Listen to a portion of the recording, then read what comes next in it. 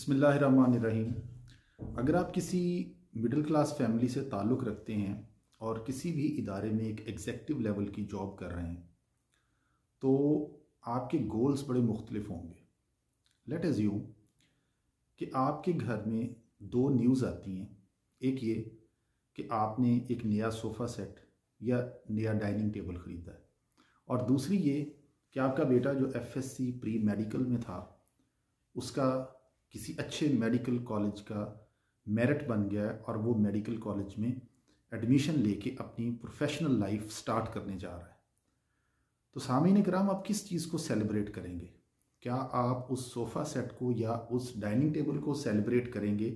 वो आपके लिए बड़ी न्यूज़ होगी, या आपका वो बच्चा जो प्रोफेशनल लाइफ में कदम रखने जा रहा है, जिसने अपनी ज़िंदगी की एक बहुत बड़ी अचीवमेंट की है? ये बड़ी स्टूपिड सा कंपैरिजन है।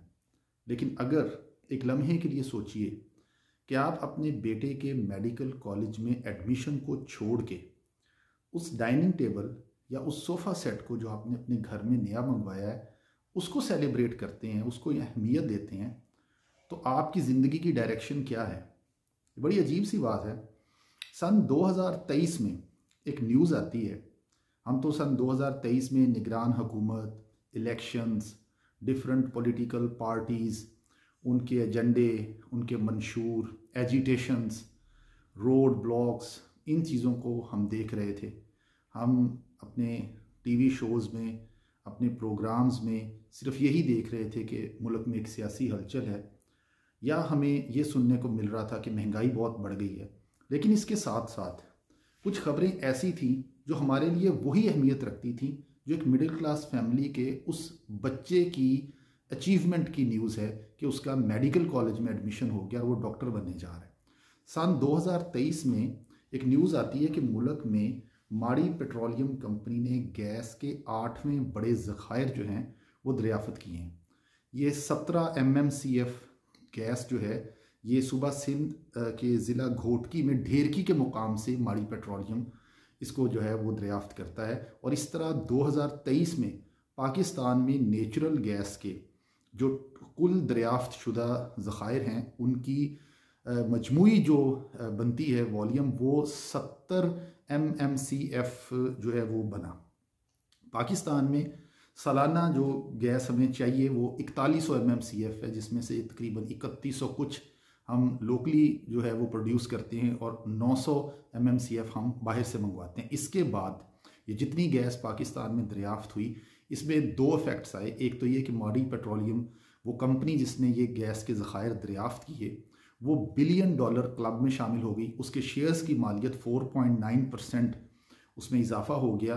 पाकिस्तान में वो गैस के ज़खायर वाली सबसे बड़ी कंपनी बन गई। और ये तीसरी बड़ी उनकी ये डिस्कवरी हुई है कि उन्होंने वर्टिकल जो है वो ड्रिलिंग की बजाय vertical and then horizontal drilling से इस गैस को दरियाफ़त किया। ये तीसरे मरतबा पाकिस्तान में इस नई टेक्नोलॉजी से किसी भी गैस के ज़ख़ीरे की दरियाफ़त हुई है।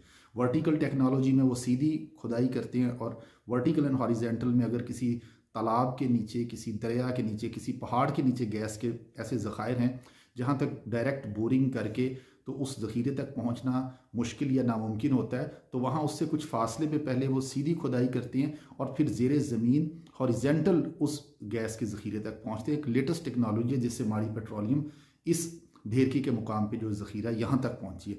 ये एक बड़ी ही खूबसूरत सी बात थी। पाकिस्तान की मईशत जो इस वक्त एक दगरगूं सूरत हाल का शिकार है, उसके लिए बहुत बड़ी अचीवमेंट थी।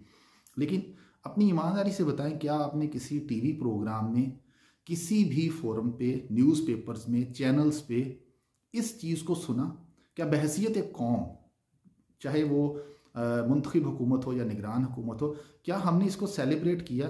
क्या हमने इसकी प्रॉपर मार्केटिंग की? क्या हमने इसको प्रॉपरली एडवर्टाइज़ किया कि हम अल्हम्दुलिल्लाह एक बेहतरी की जानिब जा रहे हैं?